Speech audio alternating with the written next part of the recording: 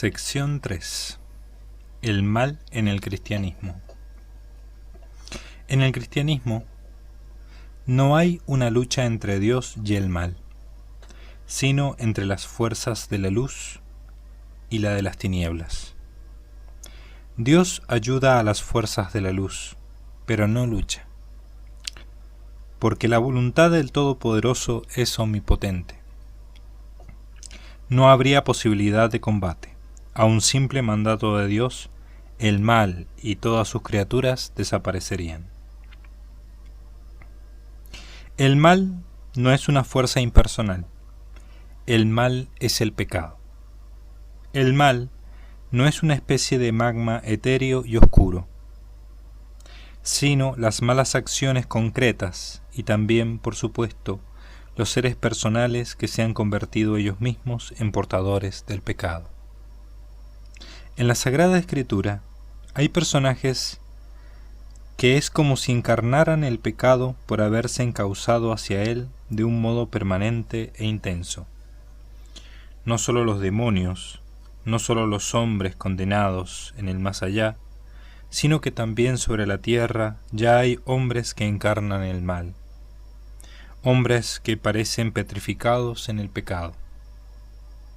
El concepto de redención no es un concepto simple que se explique en una palabra. Al final, hasta la misma palabra ha venido a explicarnos qué es la redención. Nos la explicó y la llevó a cabo. Podríamos decir, quodammodo, que la entera Biblia es la explicación de ese concepto. El concepto de redemptio supone un rescate, el pago de un rescate para ser liberado. La cantidad que debía satisfacerse por un esclavo para ser liberado de su estado de esclavitud. En el cristianismo, Dios paga esa cantidad. Eso implica la concepción del pecado como una especie de deuda objetiva, deuda que es personal. Pero la suma de todas las deudas personales, la suma de todos los pecados, pasados, presentes y futuros de la humanidad, forma una deuda que debe ser satisfecha, una auténtica y verdadera deuda, una deuda objetiva que nos ata. Los pecados de toda la humanidad suponen una cadena que atan a sus culpables, una cadena que los ata a la culpa, que los ata a la obligación de satisfacer, de reparar. Esa cadena es quebrantada por Cristo. La losa que oprimía a la humanidad es corrida por el Mesías en la cruz. Ya no importa lo que hayamos hecho, ya no importa lo que podamos hacer. Todo ha quedado borrado. Borrado y perdonado, siempre que aceptemos las condiciones que se nos imponen para quedar libres. Hay unas condiciones. El perdón de Dios no es incondicional. La redención no supone la abolición del bien y del mal. Es la satisfacción de la deuda por el mal. El ser humano deberá reconocer el orden divino, aceptar su culpa y enmendarse. La redención no es una oportunidad para seguir pecando sin miedo al castigo. La necesidad de la enmienda, o al menos del sincero deseo de la enmienda, es insoslayable. Lo contrario supondría no haber entendido que el concepto de redención precisamente lo que subraya, lo que deja muy claro, es el carácter objetivo de la iniquidad, el carácter objetivo que supone el desorden moral en la armonía y orden del universo. Ese mal es tan objetivo, tan grave, que la divinidad dispuso de los complicados y arduos mecanismos de la redención para extinguir la deuda.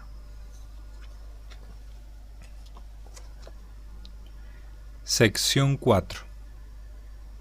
El Tercer Reich y el mal. Se han realizado muchos estudios acerca de la Alemania nacionalsocialista, estudios políticos, económicos, sociales, militares.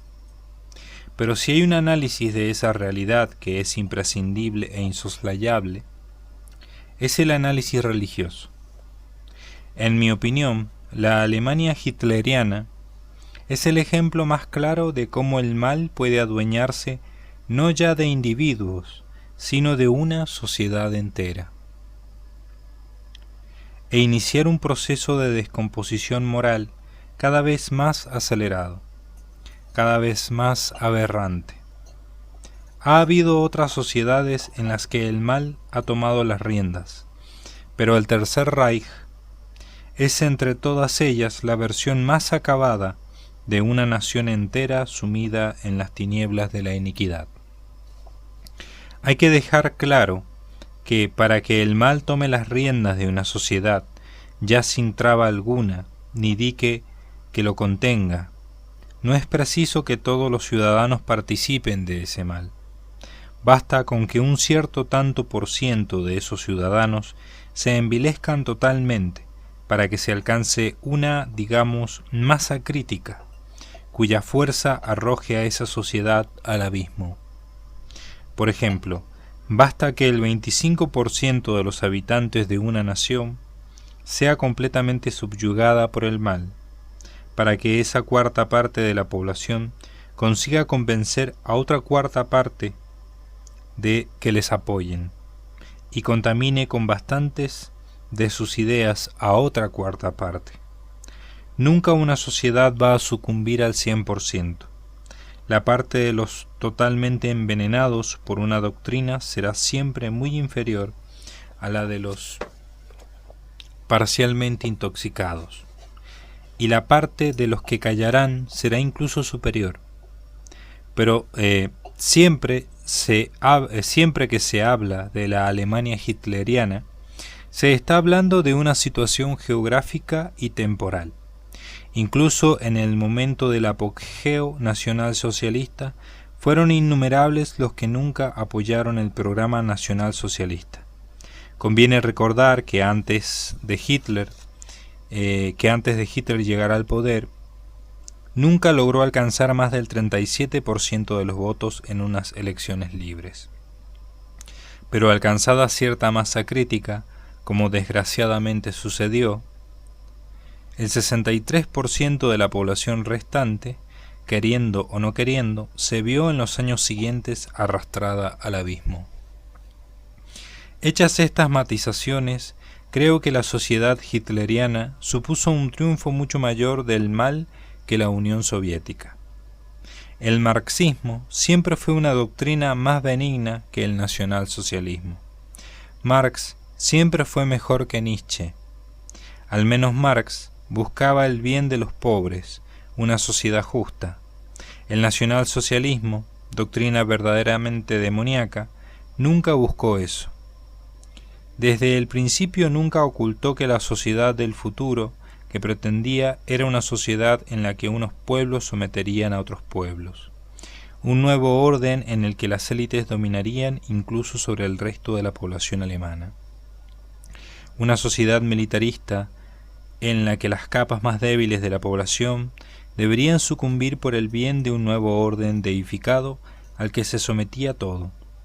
El nacionalsocialismo promovió el ocultismo dentro de las SS, inició una verdadera y auténtica idolatría del Führer, enseñó a la población a conculcar los valores de la religión como valores burgueses, despreció los 10 mandamientos como las cortapisas de una mentalidad débil.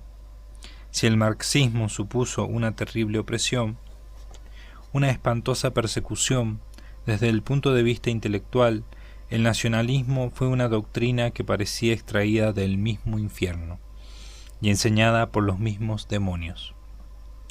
De hecho, los campos de concentración no fueron otra cosa que la construcción de infiernos en miniatura, donde hombres demonio destruían al hombre modelado a imagen de Dios.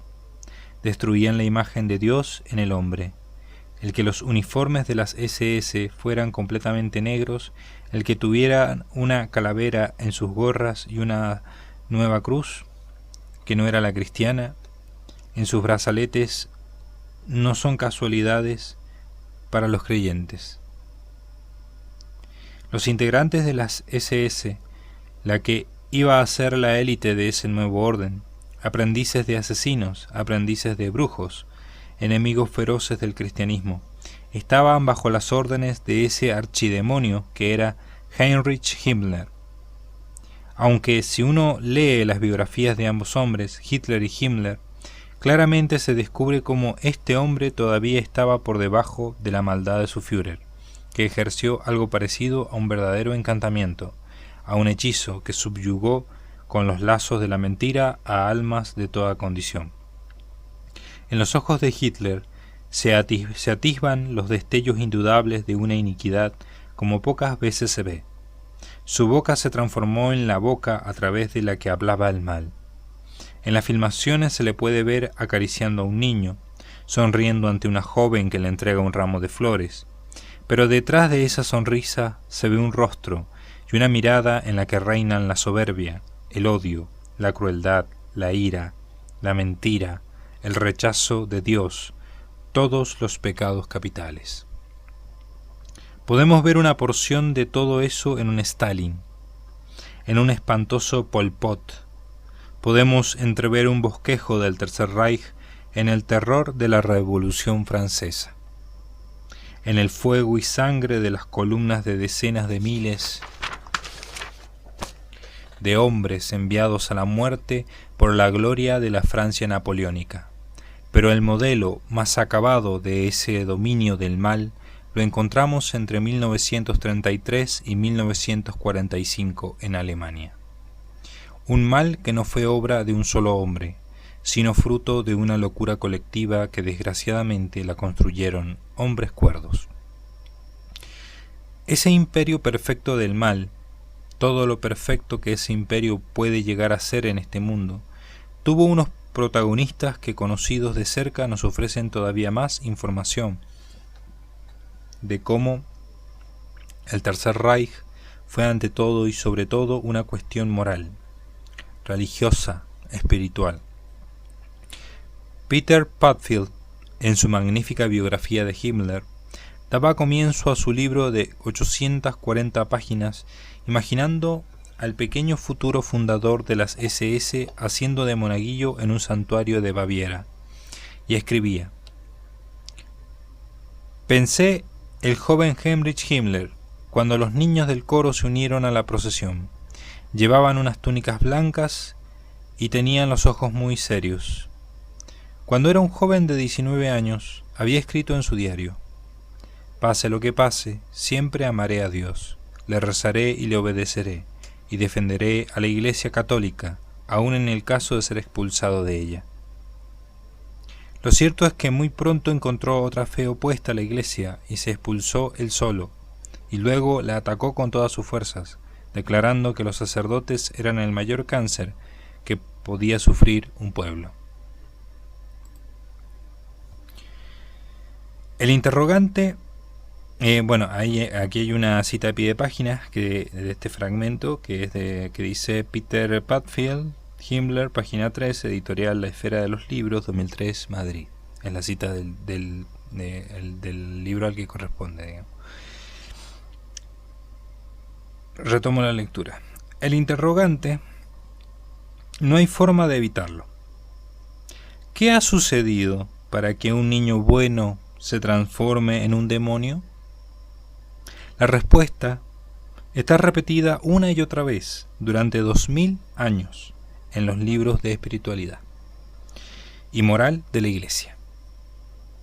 Quizá esta apelación a los elementos de la cosmovisión cristiana para entender el Tercer Reich puede parecer a algunos que se trata de una deformación del autor de estas líneas, que es un sacerdote.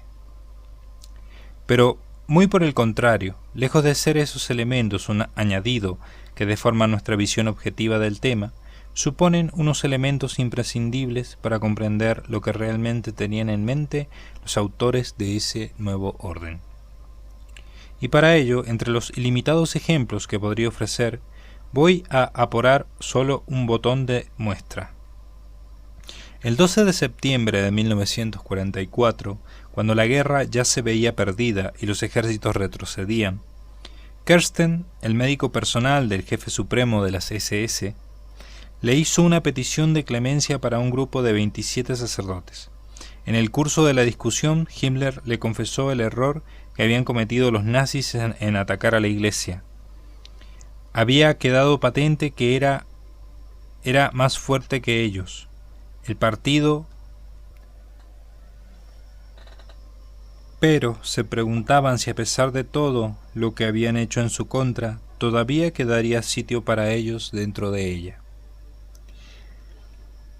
Se mostró de acerudo con liberar al grupo y le preguntó: «Cuando esté muerto, ¿rezarán los sacerdotes también por mi alma?». Cita a pie de página: Peter Padfield, Himmler, página 678. Los datos han sido tomados de A. Besgen, Der Stille Befehl, Múnich. Bueno, ahí dice 12.9.1944, Múnich, 1960, página 35. Retomo la lectura. Que esa pregunta saliera de la boca justamente de ese jerarca nazi parecía la ironía más grande que podía deparar la historia. Pero no era solo él. Canaris, al final del régimen, pasaba horas y horas en iglesias católicas rezando. Por el contrario, a Hitler se le vio en alguna ocasión paseando furioso y echando espuma por los labios. Cita a pie de página: Peter Padfield, Himmler, página 642. Retomo la lectura. En 1943, 2 semanas después de la caída de Stalingrado, el grupo denominado La Rosa Blanca imprimió miles de panfletos y los tiró en el patio de la Universidad de Múnich. La Rosa Blanca era un grupo cristiano que actuó en esa universidad como una muestra más de esos millares de héroes alemanes que conformaban la mejor y más noble parte de esa Alemania que nunca apoyó a Hitler. Ese grupo escribió en esos panfletos que leyeron miles y miles de alemanes, las siguientes palabras, que son la síntesis más lúcida que yo he leído nunca acerca de lo que es nacionalsocialismo. ¿Quién ha contado los muertos, Hitler o Goebbels? Con toda seguridad, ninguno de los dos. El dolor penetra en las casas de campo, en la madre patria, y no hay nadie que enjugue las lágrimas de las madres. Pero Hitler miente a aquellos a quienes ha arrebatado su tesoro más preciado y a quienes ha conducido a una muerte sin ningún sentido. Todas las palabras que salen de la boca de Hitler son mentiras. Cuando dice paz se refiere a la guerra, y si de la forma más sacrílega usa el nombre del Todopoderoso, se refiere al poder del mal, al ángel caído, a Satán. Su boca es la hedionda puerta del infierno, y su poder está envilecido.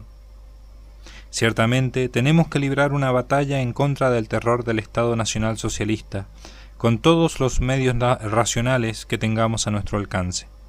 Pero cualquier que abrigue todavía alguna duda sobre la existencia de los poderes demoníacos ha malinterpretado absolutamente el trasfondo metafísico de esta guerra.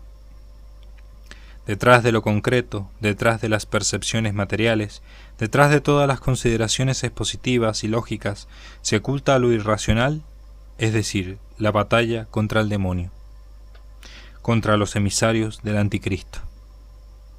Cita a pie de página: Peter Padfield, Himmler, página 538. Sí, en esa guerra que se estaba librando en Europa y otras partes del mundo había muchas luchas menores.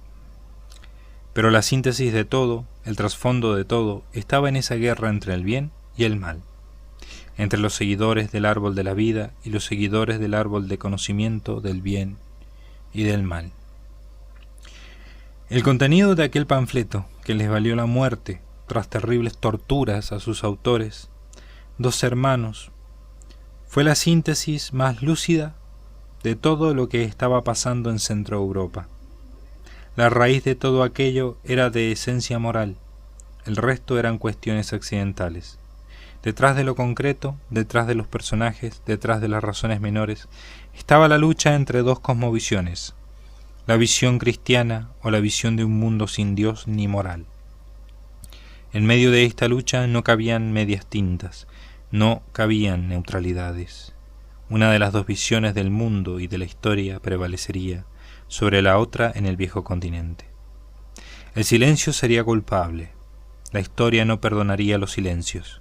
Gracias a Dios, la más perniciosa semilla fue erradicada a base de mucha sangre, pero la historia hubiera podido ser diferente si unos pocos hombres en diversos países hubieran optado por condescender, por no oponerse, por no luchar cuando ya no quedó más remedio que luchar. Si Estados Unidos se hubiera inhibido del problema, si el Reino Unido hubiera pactado una paz honorable, si unos pocos hombres influyentes hubieran optado por la vía más cómoda, por el bien a corto plazo, entonces una nueva mentalidad hubiera echado sus raíces en la misma tierra que vio erigir catedral tras catedral. El que una nación civilizada y culta como la Alemania pre-hitleriana, defensora de los valores de la razón, cultivadora del legado clásico, cayera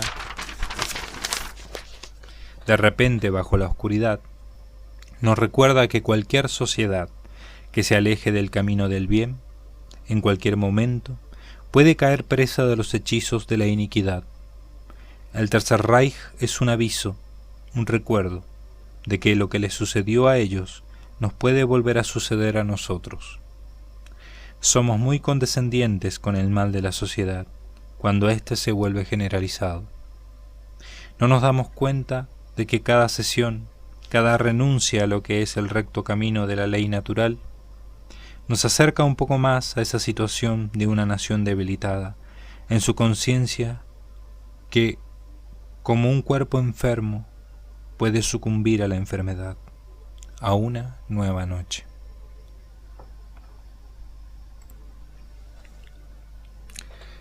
Sección 5. La ciudad de Dios y la ciudad del hombre.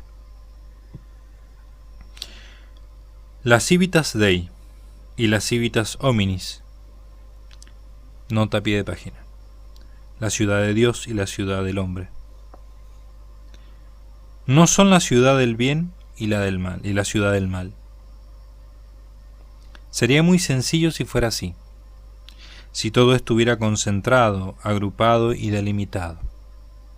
Pero el mundo es algo más complejo e intrincado de lo que puede parecer a primera vista, y no solo ambas ciudades están entremezcladas, sino que ni todo lo que hay en las Civitas Hominis es malo, ni es bueno todo lo que está en las Civitas Dei. Ciudad de fundación divina, pero todavía administrada por hombres de la tierra. Viendo a lo lejos ambas ciudades, no podemos dejar de pensar lo bello que es este mundo. Sí, la relación entre ambas ciudades ha generado una apasionante historia de lucha, conocimiento, amor y heroísmo, y nos damos cuenta una vez más agradecidos que Dios eligió permitir este mundo real entre todos los mundos posibles. Asimismo, Dios eligió este mundo concreto para que naciéramos, tú lector y yo autor, aunque Él solo quisiera lo bueno que ha habido y hay y únicamente permitiera lo malo. El conjunto de decisiones divinas configuraron la creación tal cual existe hoy con todo lo que contiene.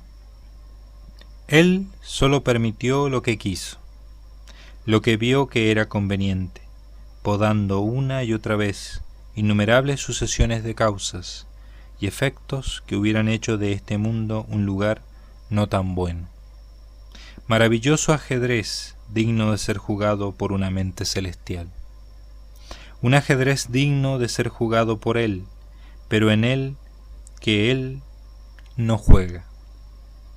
Dios contempla nuestras jugadas. No hay contrincante para el Ser Supremo. Es cierto que las fichas se vuelven oscuras, solo si ellas quieren. Es cierto que Él solo coloca fichas blancas en el tablero. Pero no es un mero espectador. De vez en cuando, si el mal llega muy lejos, pone un dique a las olas y se inmiscuye, permitiendo tal o cual hecho que como una maquinaria implacable desbarata todos los proyectos inicuos. A veces la mejor de todas las jugadas, el más inevitable de todos los planes, queda truncado.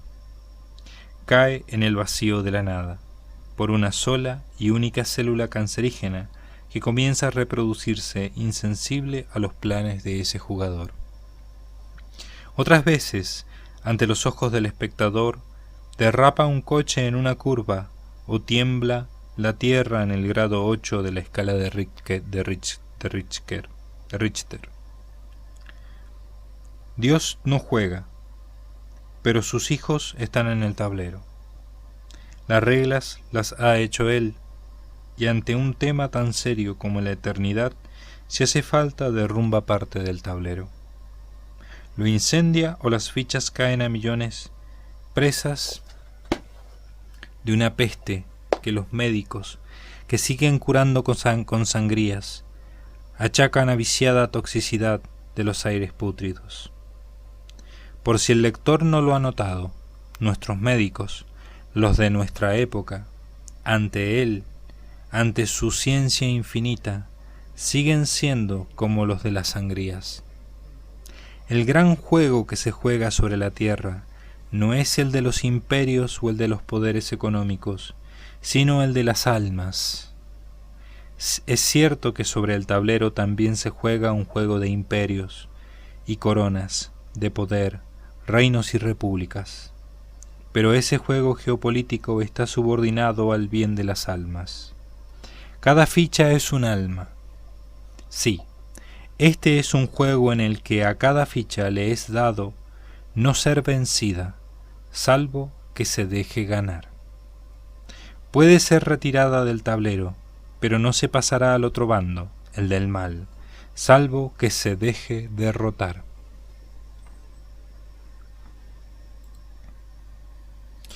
Es el placer del juego, sin la tristeza de la derrota. Y todo porque hace 2000 años, en una parte de la cuadrícula del tablero, fue plantada la cruz redentora. Desde entonces ha quedado patente a todos que en este combate entre el bien y el mal pierde el que quiere. Desde entonces la ciudad de Dios y la ciudad del hombre mueven sobre el tablero sus fichas. Desde hace 2000 años, las reglas del gran juego universal han sido explicadas en Palestina. Hasta que llegue el jaque mate definitivo, todavía podemos admirar el panorama de ambas ciudades en la llanura de la historia. Y no nos sentiremos abrumados ante el mal que pulula ante nuestros ojos, ni nos percatamos de que la lista de males posibles es infinita. No sé si se han dado cuenta los que se quejan de lo mal que va todo, de que esa lista no tiene fin. La deformación posible de todos los bienes, la combinación de tales degradaciones, supone un listado sin principio ni fin. Solo Dios conoce toda esa lista.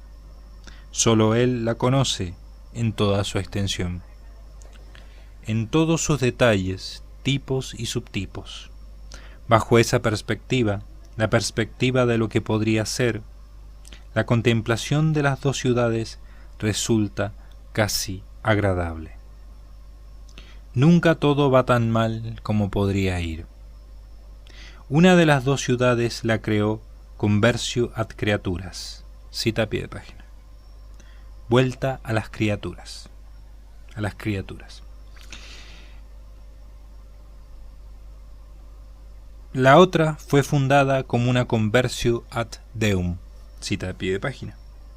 Vuelta a Dios. Hay muchos apologistas hoy día de la ciudad humana.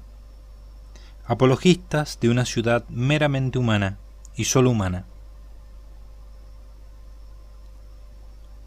en la que la religión, ya que no puede hacerse desaparecer, queda relegada al ámbito personal, relegándola de todo el ámbito público. Los defensores de esta ciudad humana y solo humana desconocen plenamente la naturaleza de la partida en la que se hallan inmersos. Creen que lo importante es la economía, el poder de su nación, una victoria de un partido político, la cultura, el arte. Pues bien, la destrucción de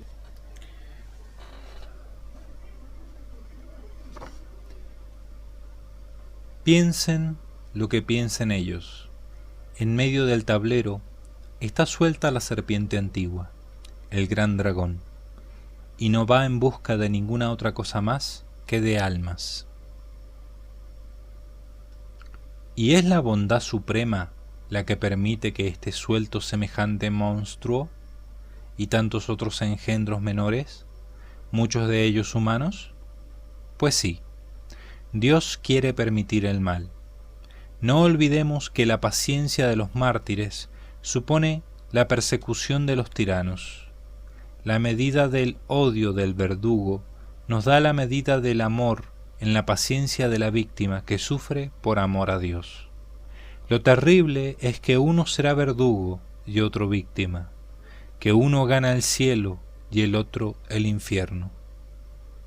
Pero cada uno elige su papel en esta vida.